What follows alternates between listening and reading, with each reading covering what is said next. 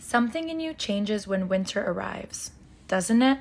The days are shorter, energy's low, you're sleeping too much, maybe not sleeping at all. Whatever it is, it makes it difficult to enjoy things the way you used to. As easy as it is to self-deprecate, it's not you. It's just winter. I was born and raised in the Mediterranean. Close proximity to the equator meant I spent my winters tanning at the beach. I was 16 years old when I got accepted to McGill, and I was more than ready to move to Montreal. But let me tell you something. Nothing at the time could prepare me for my first winter. I was in one long rut. I didn't look good. I didn't feel good. I had no motivation. I just did not feel like myself at all.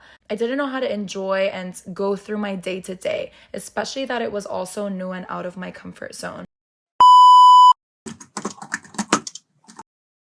I always notice a mood change when the days begin to get shorter, especially when the sun sets around 4:30 in the afternoon. Many of us experience this because shorter days, less daylight, and sometimes no sunlight at all can trigger a chemical change in the brain, causing you to have symptoms of depression. I've said this in my last video and I'll say it again. You create your experience. So you need to think of those dull, sad, gray winter days like a blank canvas, and you're the artist that needs to splash vibrant colors into your surroundings. Color therapy is a real thing. Wearing dark clothing on a dull day can make you feel really down, and it makes it harder to break the cycle. So ditch that vibe and try to be creative, colorful, and intentional with what you're wearing. For example, warm colors like orange, red, yellow can stimulate the production of serotonin, in turn regulating your mood. Usually, the visual stimulation from bright colors triggers a positive response in the brain. So another example of that is light therapy.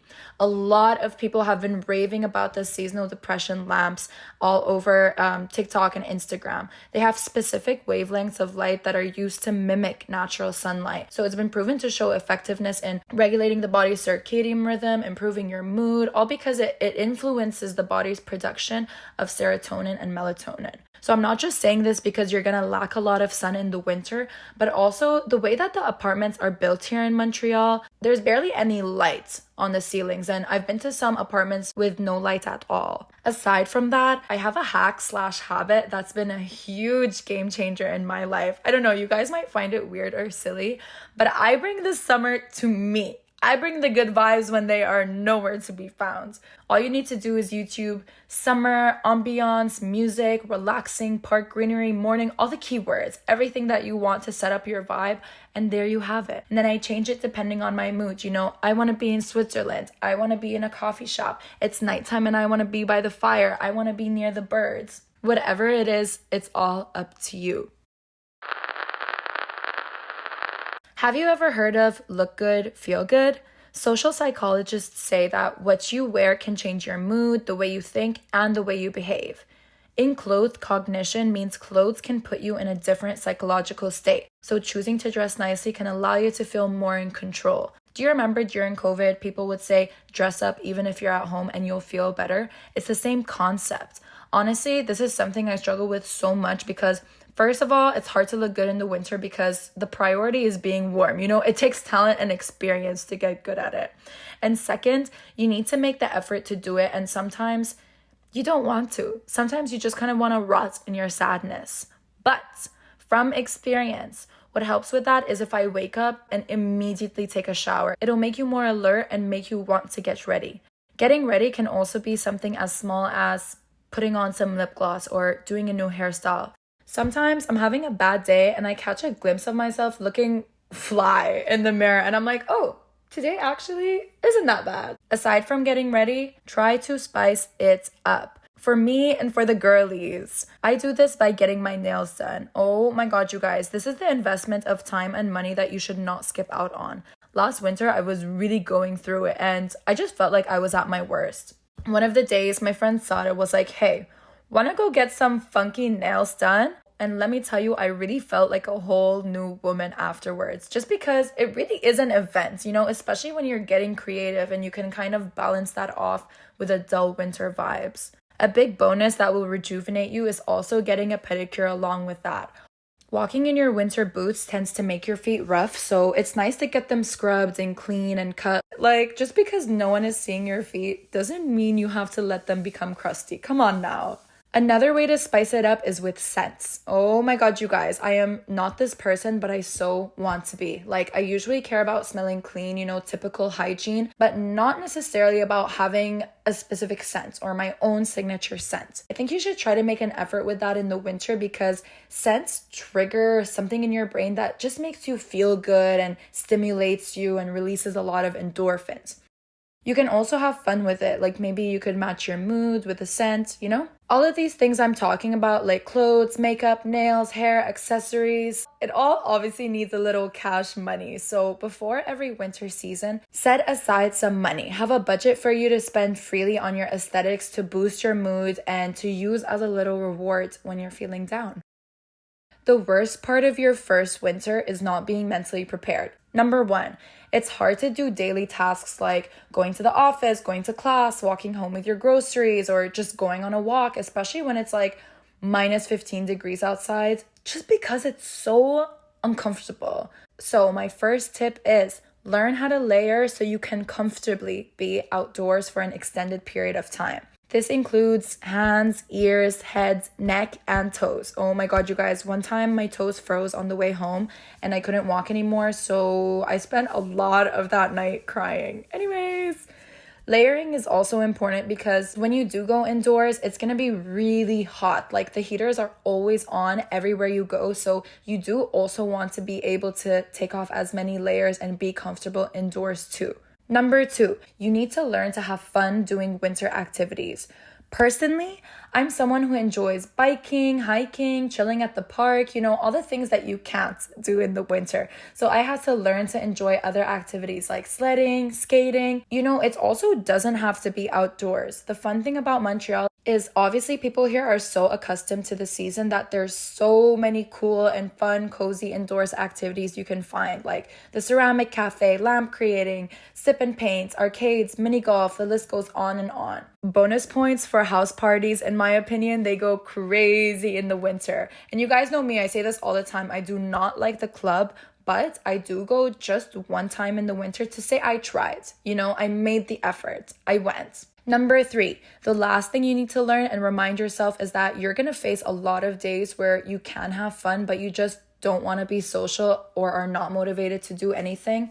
And that's okay. It's so normal for you to feel that way, but it also is very easy to get stuck in that. In the end of the day, it's up to you to make the effort, to set the intention, and then follow it with aligned action. For me, what really gets me social is setting plans way in advance, like booking a fun class with a friend or setting a date for a new activity or buying tickets for a concert or planning a big dinner, a big sleepover. This way I always have something to look forward to. Like, yes, it is nice to be spontaneous and free, but it's also nice to be organized and booked for the low effort season. And side note, you can also plan lazy days or running errand days with your friends too. Lack of sun could cause you to have insomnia, but also could make you sleep way more. I mentioned this in my last video, but to function like a normal person, you need to get the basics down. Think of Maslow's hierarchy of needs. I'm talking about the bottom level, your physiological needs, and that includes sleep. Establishing a routine sleep schedule lowers stress hormones, and from personal experience, it significantly improves your overall mental health. The last 2 weeks, I've been having bad insomnia and I've just been so much grumpier, and I know that's why. I know it's because I haven't been sleeping well. If you have a late sleep schedule, there's so many ways to fix that. First, I work out at night because it really tires out my body. Then taking a shower right after lowers my body temperature, making me even more tired. Something I've only tested out one time, but I've also been seeing all over the internet is how magnesium is crazy good for your sleep and makes you pass out in 5 minutes. For me, I don't know if it was placebo, but I can confirm this theory. Now, if you're having the opposite problem, if you're sleeping way too much, there's also a fix for that. Last winter, I was hibernating. Like, I slept. I was always asleep. I was the sleepiest of all girls. However, I managed to regulate it in a way where it wasn't disrupting my day. So for example, I'd wake up at 7, I'd get to work, do my errands, tire myself out, and by the time that it was 1:30, 2 p.m., It's nap time. I'm going to sleep. Let me tell you something, nap time was not meant for the little. It was in fact created for us grown-ups because we need it. Winter is the time when you realize that 6 a.m. is morning and 12 p.m. is half of the day. And like halfway throughout the day, you need a nap, you know? But I do want to mention it's so easy to literally fall asleep forever. So it was strictly a 1 hour, 1.5 max hour nap because I was rejuvenated enough after and still woke up in time to see the sun before it starts setting, so I wouldn't be waking up in complete darkness. Then I'd continue with my night, but then by 9:30, I'm tired all over again and I'm asleep by 10:30. I have a not so fun fact for you all. When your body is not getting the vitamins it needs, it starts to only produce and prioritize the things that are essential for your survival. So when it comes to hair, skin, nails, it is not taking care of them. During this season, you're obviously going to be lacking a lot of natural vitamins, so make sure to have substitutes. Personally, my biggest issue has always been my hair falling out. It makes me feel so much less confident, and we don't want that. I'm going to give you guys my top 3 products. Aside from all of that, vitamins are also good for immunity because it's sick season. And you don't want to catch a cold, do you? Aside from vitamins, make sure you're eating healthier for obvious reasons. Oh my god, you guys, I always get so fat this season and I don't fit into my clothes by the time spring rolls around. And look, it's so normal because you're exerting more energy in the winter, so you're always hungrier. And you're gonna want to put on some meat to stay warm, but still, like, be cautious and don't let it get out of control. Another actually fun fact is 90% of the serotonin, the happy hormone, is produced in your gut. So you literally are what you eat. You eat happy, you become happy. Simple math. Mindfulness is the basic human ability to be fully present, aware of where we are and what we're doing. To be mindful is to be intentional. And in our digital age, with TikTok and Insta and social media, we're all so overstimulated and we're so addicted to cheap dopamine. It's actually disgusting. Like sometimes it physically makes me feel gross. This, in my opinion, is the biggest driver of laziness and bad moods. And it's the biggest obstacle when trying to build a healthy habit.